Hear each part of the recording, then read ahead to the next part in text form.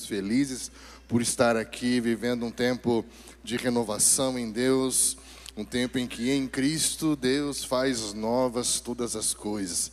Tornar novas as coisas nada mais é do que fazer com que sejam como foram criadas para ser, né? É viver todos os dias em novidade de vida no Espírito Santo. Amém, querido? Nós estamos aqui diante de um desafio tão especial, de falarmos sobre a renovação, o resgate, o aprendizado dos princípios e lições a respeito da mesa do Senhor. Nós vamos começar pensando essa palavra a partir de Marcos capítulo 14. Então Marcos capítulo 14, versículo 13 diz que tomando o pão, deu graças, partiu e deu aos discípulos, dizendo: este é o meu corpo que é dado em favor de vocês. Façam isso em memória de mim. Da mesma forma, depois da ceia, tomou o cálice, dizendo: este é o cálice da nova aliança, do meu sangue derramado em favor de vocês. Nós queremos, a partir desse texto, pensar uma série de valores e princípios importantes a respeito da mesa do Senhor. Jesus Cristo, em sua caminhada ministerial, sempre esteve cercado de muitas pessoas, de multidões, mas muitos dos seus grandes ensinamentos aconteceram em torno da mesa. Em torno da mesa, Jesus ensinou muitas coisas, contou parábolas, entrou em controvérsias, disputas e debates teológicos. Ele também conta histórias de milagres, testemunhos. E em torno da mesa foi onde Jesus esteve com seus discípulos depois de ressurreto. A mesa tem um significado extremamente importante para a nossa fé, para a nossa vida. E hoje, na vida moderna, mediante a tantos compromissos da nossa vida cotidiana, nós somos tentados a negligenciar, a subestimar o valor espiritual da vida em torno da mesa. E aí nós entramos num dilema entre o que é prioridade, o que é importante e aquilo que é urgente. Prioridade é aquilo que sempre vai estar em primeiro lugar e que é inegociável e que vai vir sempre antes de tudo. É o fundamento de uma construção, é buscar em primeiro lugar isso. A urgência, ela tem pressa, ela é momentânea, ela exige que você faça algo nesse momento. A prioridade, ela trabalha com a paciência. A urgência, ela vai sempre remediar o mal, enquanto a prioridade tem caráter de prevenir que o mal aconteça e proporcionar qualidade de vida. Hoje nós gastamos mais tempo prevenindo ou tentando remediar. A mesa é um lugar de prevenção. A mesa é um lugar em que se veste para o amanhã, em qualidade de vida. A mesa fala de algo que vai nos livrar de preocupar-se. Sabe por quê? Preocupar-se é uma urgência de quem perdeu suas prioridades. Quando você se vê muito preocupado com algo, é porque em algum momento isso deixou de ser uma prioridade. E a urgência é uma agente credora da negligência. Ela sempre vai bater na nossa porta um dia para uma prestação de contas. A mesa é algo que precisa ser resgatado. A vida, a convivência, a experiência da mesa. Enquanto urgências visam salvar o que está desmoronando, prioridades constroem para permanecer. Você está tentando salvar o que está desmoronando ou construindo algo para que seja inabalável? A urgência é reativa. Estamos sempre reagindo às situações, aos problemas, enquanto a prioridade é proativa. Ela age antes, ela age para o porvir, ela antecipa acontecimentos e não vive sendo surpreendida por acontecimentos. A urgência, ela é algo que parece muito presente na nossa vida diária, mais do que prioridades.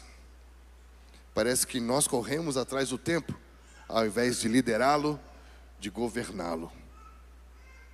Parece que a vida nos leva, ao invés de nós governarmos sobre uma vida que o Senhor nos deu. Só que tempo é vida. Perder tempo é perder vida, e vida perdida é vida que não volta, querido. Vida vivida em torno da mesa é vida que é guardada para sempre. É vida que traz memórias, é vida que constrói histórias. E eu queria pensar com os irmãos que precisamos parar de apagar incêndios. Precisamos parar de ficar lutando contra efeitos e entender que a mesa é uma verdade transformadora, que precisa ser resgatada, que é uma prioridade e que vai nos fazer agir no presente, pensando no futuro, sabendo que o retorno é vindouro, porém ele é seguro. Amém? O encontro futuro é inevitável, só que quando você investe em prioridade, você vai ter uma recompensa positiva. Quando você investe em urgência, você vai ter um credor que é implacável. Que Deus nos ajude. Você pode pensar a mesa de forma sociológica, antropológica. Você pode pensar a mesa de forma psicológica. Contudo, tudo isso é espiritual. Sociologicamente, antropologicamente, muitos pensadores e cientistas acreditam que a mesa não é apenas um lugar de partilhar pão, mas também é um lugar de transmissão de doutrinas, de valores, de ideias, de posturas. É onde se constrói uma visão de mundo. A forma como você vê o mundo nada mais é do que a soma de todas as suas histórias que você ouviu sobre a vida. Lembra das histórias que ouvimos ao redor da mesa? São as histórias que nos fazem construir uma visão sobre o dinheiro, sobre o trabalho, sobre a família, sobre a vida, sobre o mundo, sobre o próximo, sobre a justiça, sobre o futuro. A mesa tem caráter civilizatório. O que quer dizer isso?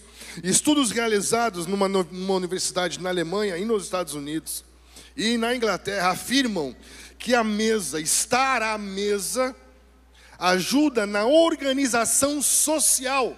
Uma sociedade se organiza a partir da convivência em torno da mesa. Olha que interessante. Por quê? Porque essa convivência em torno da mesa, ela sociabiliza, ela ensina você a viver em comunidade, a dividir, a perceber o outro, a entender limites na sua liberdade com relação ao outro. Ela vai enriquecer vocabulário, comunicação. É um fator antropológico, sociológico e também muito interessante pensar a mesa num caráter terapêutico. Por quê? Alguns acreditam que numa pesquisa alemã mostra que conversar durante as refeições, em vez de assistir televisão, obtém maior harmonia e fluidez, não só digestiva, como também relacional. Esse caráter terapêutico vai dizer que estar à mesa é uma das melhores terapias familiares que existe. Comprovações científicas revelam que quem compartilha regularmente as refeições com família, além de comer melhor, presta atenção, não é comer muito, comer melhor, repita comigo, comer melhor, diferente de comer muito. Então não vai dizer que a igreja mandou você comer muito. Aqui nós somos ensinados a ter qualidade de vida, ter maior bem-estar físico e emocional por estar praticando o princípio da mesa. Olha que lindo isso. Uma universidade em Colômbia, olha que interessante esse dado. Descobre que quanto mais refeições são feitas junto com os pais, mais os filhos se dão bem na escola, no desenvolvimento cognitivo. Quanto mais convivem em mesa, em relacionamento de troca, da experiência, da convivência na mesa, olha isso, mais eles atrasam a sua iniciação sexual. Menos carência afetiva eles possuem, menos necessidade de toque, porque encontram na mesa mais calor humano. Uau!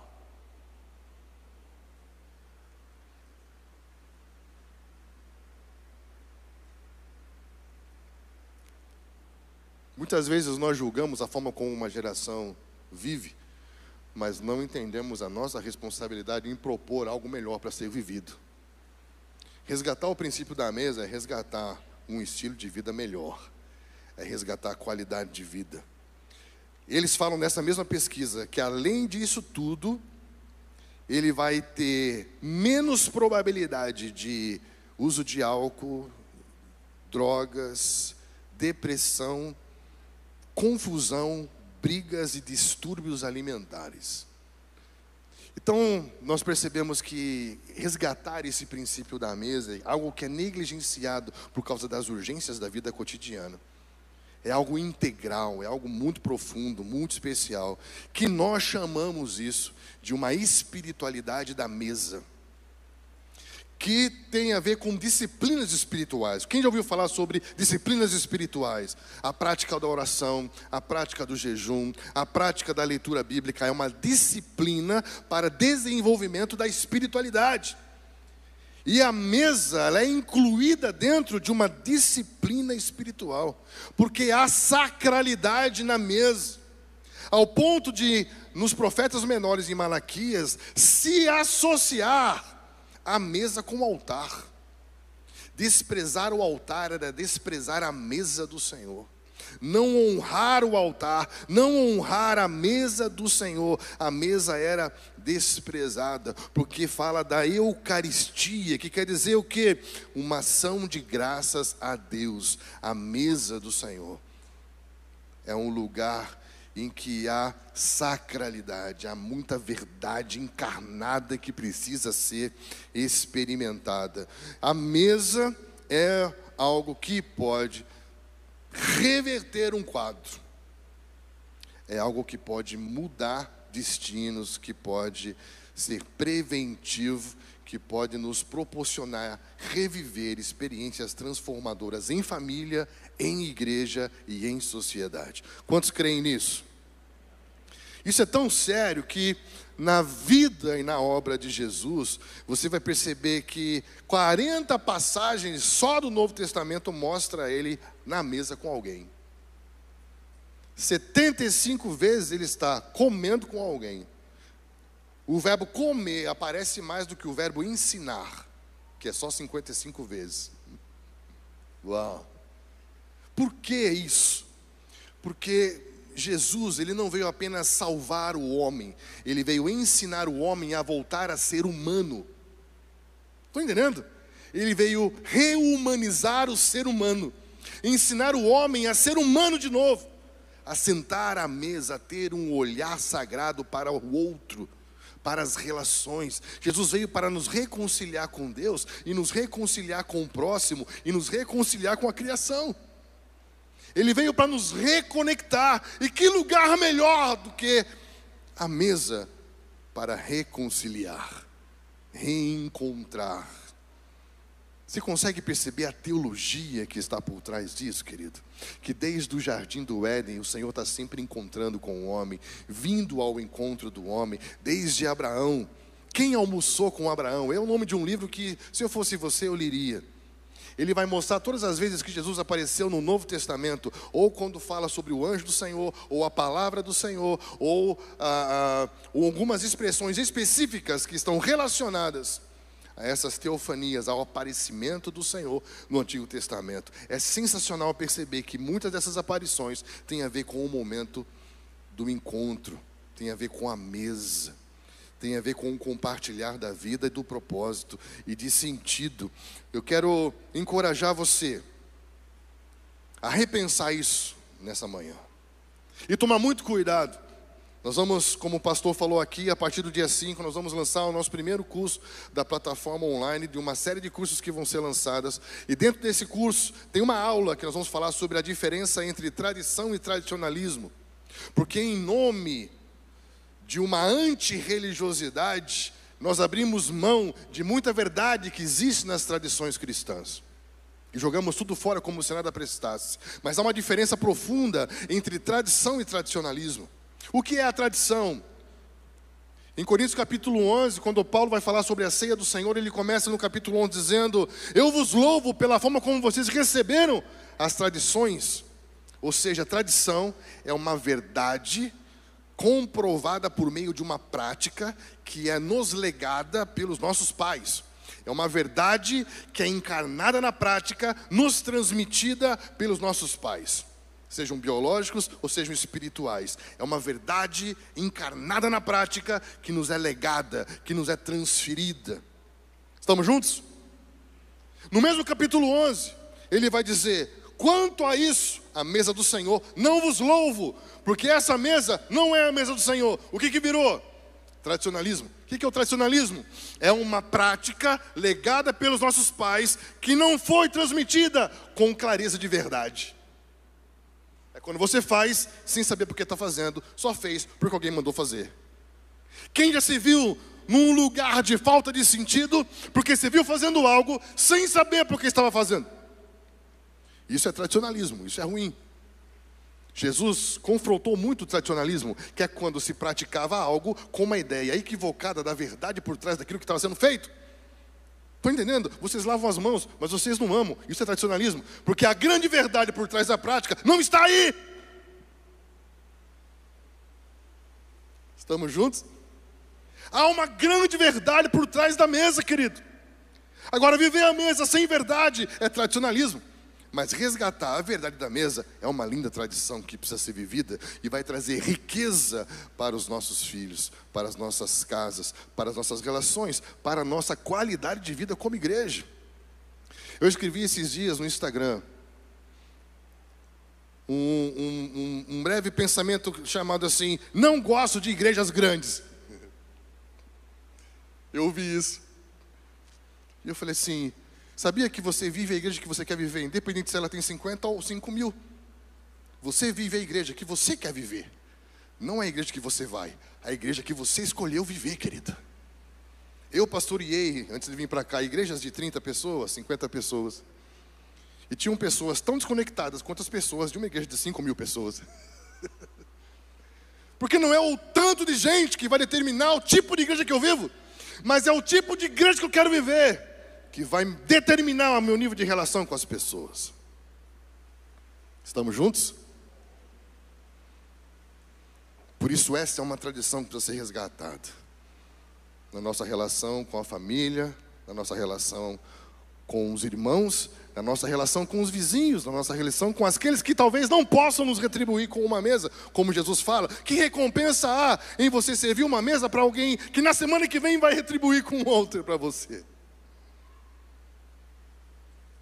Você já arrumou problema com as pessoas por abrir a sua casa para servir uma mesa a quem não serviria uma mesa? É uma tradição que precisa ser resgatada. E eu quero compartilhar aqui rapidamente algumas lições que Jesus vai nos trazer com relação a isso. Primeira delas, né? A mesa é preparada como um presente de honra. Um presente de honra.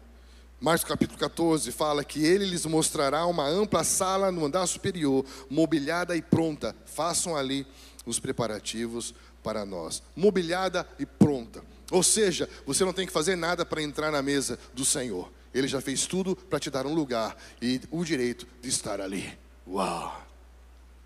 Estar em família, estar à mesa com Deus e com o próximo, não é um direito adquirido, é um direito recebido.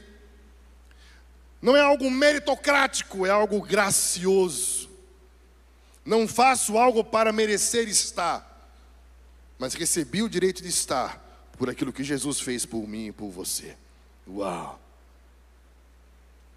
É um presente de honra.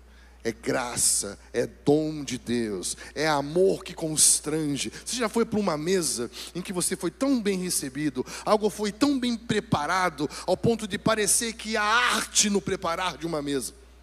O que é arte? É tudo aquilo que envolve a concepção criativa. É pensar, é imaginar, é experimentar, é combinar. É trazer estética, beleza. E você se vê tão bem recebido que você se sente constrangido. Quem já teve uma experiência dessa? Essa é a experiência da mesa que fala sobre um presente de honra. É algo que depende da graça de Deus e é algo que precisa voltar a ser dignificado. O que é a honra? Presta atenção nesse princípio. Dan Silk vai falar algo sobre isso num livro chamado Cultura da Honra. Ele vai dizer que honrar é você reconhecer o valor e o significado de alguém. Presta atenção. Reconhecer o valor e o significado de alguém e atribuir algo que seja digno, equivalente a esse valor e significado que essa pessoa tem. E isso resultará que você possa desfrutar da bênção dessa pessoa importante e significativa na sua vida. Uau, cara, que lindo. Vou falar de novo. Honrar é reconhecer o valor e o significado de alguém. Logo, honrar não é um conceito, não é uma ideia, não é uma teoria, é uma prática baseada numa verdade.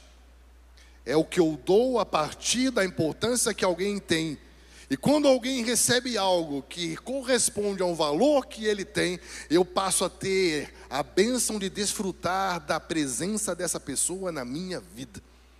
Uau! Por quê? Porque eu construí um lugar de honra para ela na minha história. Olha que lindo isso. Por que a Bíblia fala que honrar aos pais é mandamento com promessa? Porque honrar aos pais é reconhecer o valor, o significado e a importância que ele tem. É uma prática. Dar algo que corresponda ao que você atribui como valor. Porque às vezes o que damos não fala a mesma coisa do que falamos. Às vezes o que damos é incoerente com o que falamos. E o que falamos tem que ser confirmado com o que damos. E temos a bênção de desfrutar da presença sábia, abençoadora desses pais na nossa vida, que nos possibilitam viver mais, nos possibilitam viver melhor. Salmo 96 fala: tributai ao Senhor honra. Dê ao Senhor a honra. O que você dá ao Senhor é proporcional ao valor e ao significado que Ele tem para você, querido. A energia, a força que você empenha em dedicar a sua vida, os seus bens, tudo a Ele, é reflexo do valor e da importância que Ele tem para você. E a forma como eu tributo, como eu honro, vai ser retribuído em presença. Olha que lindo isso. Estamos juntos?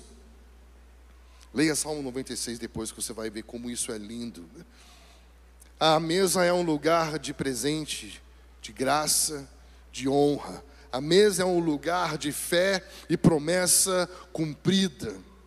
É um lugar de confiança. É um lugar em que nós abrimos mão, desistimos de uma vez por todas das nossas expectativas pessoais e desfrutamos e vivemos o cumprimento das promessas de Deus na nossa vida.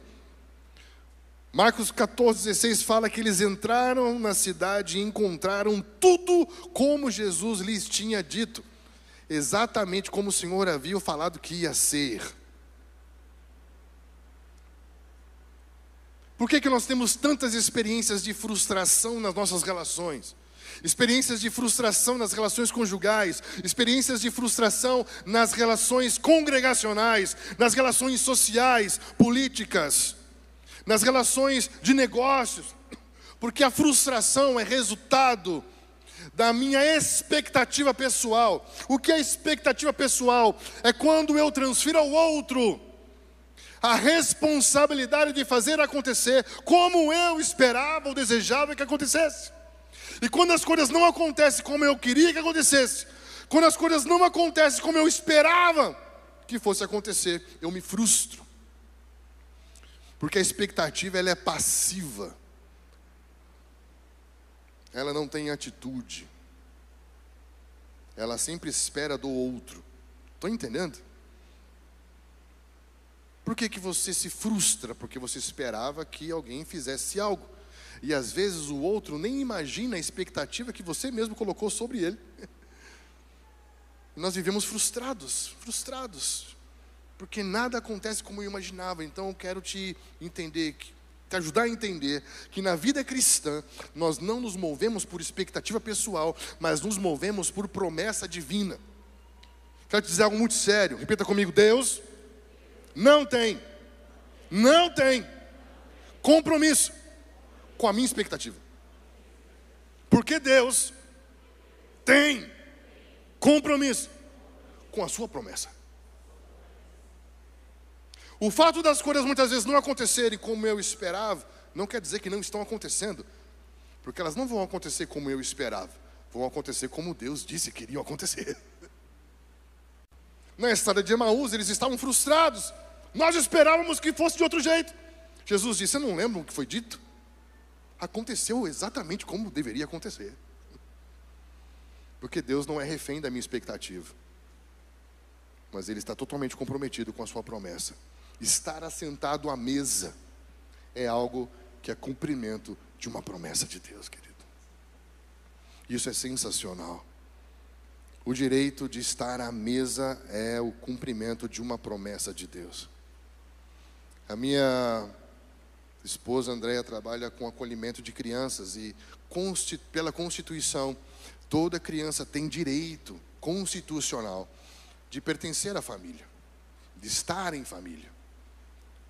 Contudo, mediante algum tipo de ação transgressora que nós conhecemos como pecado, ela é destituída temporariamente do seu direito, até que haja um meio de se restituir o direito de pertencer. Estão entendendo o que aconteceu? Como o amor de Deus não é passional, mas é legislativo. Por isso permanece para sempre. Por causa do pecado, nós perdemos o direito de pertencer, de estar. Mas Cristo veio para nos reconciliar. Salvação nada mais é do que o compromisso que Deus tem com o seu próprio propósito. Ele não criou para ser salvação, Ele se tornou salvação para nos trazer de volta ao seu plano original, de ser pai de muitos filhos, igual a Jesus, em torno de uma mesa. Uau! Tem alguém aí? Estar a uma mesa é viver o cumprimento de uma promessa divina. Nós fomos criados para isso. A imagem e a semelhança de um Deus que é relação. A próxima lição é que a mesa é um lugar de confrontação do pecado. No versículo 17 do capítulo 14 fala que quando estavam comendo, reclinados à mesa, Jesus disse: digo-lhes que certamente um de vocês me trairá, alguém que está comendo comigo, alguém que está comigo na mesa. Existem alguns benefícios de você ser traído. E um deles que eu aprendi durante muitos anos de ministério é que se você se defende, você ainda tem honra. Se você ainda luta, é porque ainda é seu. Estão entendendo? Jesus tinha tão claro que tudo que ele fazia era do Pai, que ele não se defendeu e nem lutou por si mesmo. Apenas confiou na graça do próprio Deus, que é o Senhor de tudo.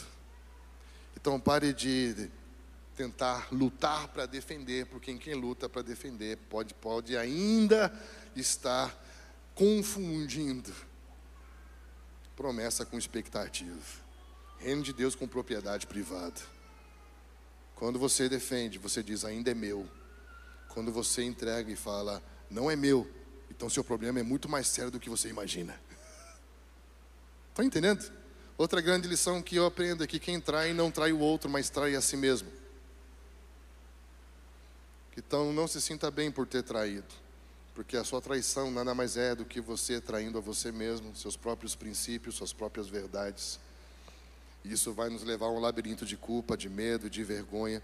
Porém a mesa, ela sempre vai ser um lugar revelador. É onde nós conhecemos as pessoas, é onde conhecemos Deus, é onde nos conhecemos.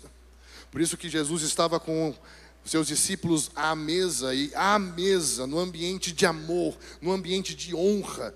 Você sabia que quando você dá o primeiro pedaço a alguém, você está honrando essa pessoa? Jesus estava honrando aquele que o trairia. é um ambiente insuportável para quem tem motivações equivocadas. A mesa é um lugar que elimina dúvidas. Se você tem dúvidas sobre algo ou alguém, chama para a mesa. Porque a mesa elimina dúvidas. A mesa define posicionamento. A mesa nos expõe. Enquanto muitos procuram ainda por um lugar, uma igreja em que haja relacionamentos perfeitos, isso é apenas um discurso de alguém que está procurando um lugar para se esconder. Porque não existe relacionamentos perfeitos. Perfeito só é só Deus. Deus fala para Abraão: Abraão, anda na minha presença e ser perfeito. Ou seja, você não é perfeito, mas quando você se relaciona, eu te aperfeiçoo. Não existe relacionamento perfeito, mas quando estamos assentados à mesa, você expõe as fraturas, você expõe as rachaduras, as limitações. Como é revigorante poder estar à mesa com alguém, sem precisar encenar, ser aquele alguém que a pessoa quer que você seja, e poder ser você mesmo. Porque esse passa a ser um lugar em que você se torna de verdade, em que você é íntegro. Ser íntegro não é ser perfeito, mas é ser de verdade, mesmo diante da exposição da sua limitação e do seu erro. A mesa é um lugar de exposição, porém entenda algo, repita comigo: ser exposto não é ser excluído. Porque nesse contexto, tanto Pedro quanto Judas foram expostos. A exposição, a mesa expõe o coração. A mesa expõe. Mas ser exposto não é ser excluído. Porque ser excluído é uma escolha de quem foi exposto. Na mesa, Pedro foi exposto. Ele fala: eu jamais. Ele disse: você me negará. Não é uma só não, são 3 vezes. Só que depois da ressurreição, na mesma mesa que ele foi exposto, é a mesa que ele foi restaurado, comendo um peixe com Jesus. E Jesus restaurando a relação com Pedro e dizendo: você cuida das minhas ovelhas. Uau! Aquelas, eu vim por causa das ovelhas perdidas da casa de Israel. E você cuida daquilo pelo qual eu vim. Uau! Percebe que a mesma mesa que expõe é a mesma mesa que restaura. Ela expõe o pecado, mas ela restaura o pecador e reposiciona ele no propósito da vida dele. Judas foi exposto do mesmo jeito, na mesa, mas não teve humildade para voltar à mesa. Se a mesa te expôs, volta para a mesa, porque é na mesa que o exposto é restaurado, é reposicionado dentro do seu propósito e do seu destino. O que eu encontro por aí, nesses 20 anos de ministério, de igreja em igreja, são fugitivos de mesa. Fugitivos de mesa. E não estou falando da banalização da mesa. Infelizmente existe no Brasil uma onda que banalizou a mesa, que usa a mesa para falar mal de outras pessoas. Estou falando de relacionamentos de verdade. Relacionamentos que tem como modelo Cristo Jesus, e não essa escalada ministerial, essa escalada de network profanado, chamado de falsa comunhão. Nós estamos falando de mesa que tem como exemplo e modelo Jesus. Estamos juntos? Tem alguém aí? Eu quero que você entenda algo. Estamos juntos aqui ainda não significa que somos um aqui. Nós precisamos nos conectar mais. É por isso que, se você ainda não participa de um grupo familiar, participa, porque ali nós estamos restaurando o princípio da mesa. Se você ainda não participa do ministério Conexão das Mulheres, é um ministério que acontece em torno da mesa. Sensacional. Se você tem filho jovem, se você é jovem que vem no domingo, mas ainda não vem no sábado, se você vier, você vai ser recebido e convidado para uma mesa. Por quê? Porque mesa vai nos levar ao próximo ponto, que é a oportunidade de encontros, de mudanças, encontros transformadores, a uma convicção de pertencimento, de ser parte de algo. Como que você quer ser parte de algo que ainda não te tem? Então dá um passo em direção a essa relação, a esse lugar de mesa, para que você possa pertencer. Dá um passo prático. A mesa é um lugar de mudança, é um lugar de fraternidade, é um lugar de pertencimento, é um lugar em que nós conseguimos sair dessa tirania do individualismo pós-moderno para conseguir resgatar a fraternidade cristã. O próximo ponto, a próxima lição é que na mesa é um lugar de ações de graça. Deuteronômio fala que quando eles se aproximavam do Senhor, do altar do Senhor, nenhum deles deveria vir de mãos vazias. E nós não só muitas vezes vamos ao encontro da família cristã de mãos vazias, como cantamos o hino das mãos vazias, né? Ou seja, é uma geração que não traz nada para a mesa, só exigências. Uma coisa é você ter uma fome, outra coisa é você nunca trazer nada. É um mandamento. Nunca se apresente diante de Deus de mãos vazias. O que eu tenho que trazer? Gratidão. A gratidão vai te dar uma outra percepção do mesmo cenário. Se você participou dessa celebração como um mendigo espiritual, aquele que nunca traz nada da mesa e que sempre quer comer de todo mundo, você vai sair daqui reclamando e sempre achando alguma coisa que não te serviu bem. Mas se você entrou nesse lugar e vê esse lugar e os irmãos e esse ambiente a partir das lentes da gratidão, você vai ver beleza em tudo. Porque você vai ter consciência que por você mesmo você nem merecia estar aqui. É graça, é presente, é favor, é beleza, é amor de Deus, querido. Estamos juntos? A mesa é um lugar de gratidão. É um lugar de virmos com o coração agradecido por tudo que o Senhor tem feito. A mesa é um lugar em que nós rompemos com a imposição do desejo. Amor não é desejo, isso é corrupção do conceito de amor. Deus, quando ama, Deus dá. O homem moderno, quando ama, ele quer. Um rabino disse algo muito interessante. Ele diz: vocês amam de um jeito estranho. Vocês falam, eu amo peixe. Vocês matam o peixe e comem o peixe. Jesus amou diferente. Deus amou de tal maneira que se deu, não tomou para si. Estão entendendo? Nós podemos estar amando o Deus certo com um tipo de amor errado, porque o mundo sem Deus é um mundo concupiscente, que deseja sem limite. Nós não. 1 João 3,16 fala que assim como Cristo deu a sua vida por nós, nós devemos dar a vida pelos nossos irmãos. É um lugar de gratidão, de transbordamento, de derramamento, contagiante, em que começamos a ver beleza, porque somos gratos. Aleluia. Caminhando para o nosso final, a mesa é um lugar de perdão. A mesa é um lugar de restauração. Se sentir perdoado, nada mais é do que você ter a sua relação totalmente renovada. Foi isso que Jesus fez com esses 2 discípulos de Emaús que nós citamos. Eles estavam frustrados, estavam abandonando Jerusalém. Jesus andou 12 quilômetros com ele, ressurreto. E o coração daqueles homens começaram a queimar. Mas foi só quando eles partiram o pão que os seus olhos se abriram. Estamos juntos?